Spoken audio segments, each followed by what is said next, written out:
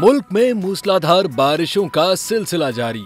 आज रात से कराची समेत लाहौर, इस्लामाबाद और बलूचिस्तान के मुख्तलिफ इलाकों में शदीद बारिशों का इम्कान है। महकमा मौसमियात के नुमाइंदे की जानिब से पेशगोई की गई है कि शहर कायद में आज रात से शदीद बारिशों का आगाज होने वाला है, जो कि आइंदा 3 से 4 रोज तक जारी रहेगा, क्योंकि 28 अगस्त से मानसून बारिशों में शदीद शिद्दत के इम्कानात हैं। इसी दौरान 150 मिलीमीटर तक बारिश मुतवक्के है, जबकि लाहौर में आज शाम और कल सुबह शदीद बारिश का इम्कान है। रावलपिंडी और इस्लामाबाद समेत बलूचिस्तान के मुख्तलिफ इलाकों में भी बारिश मुतवक्के है। मौसमियाती तज्जियाकारों के मुताबिक कराची में शदीद बारिशें भारत के शहर गुजरात से आने वाले सिस्टम के तहत होंगी।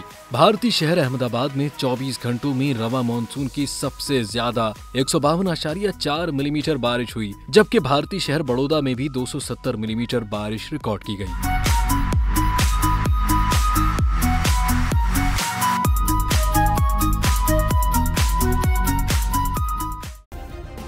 सब्सक्राइब करें और बेल दबाएं ताकि कोई खबर रह न जाए।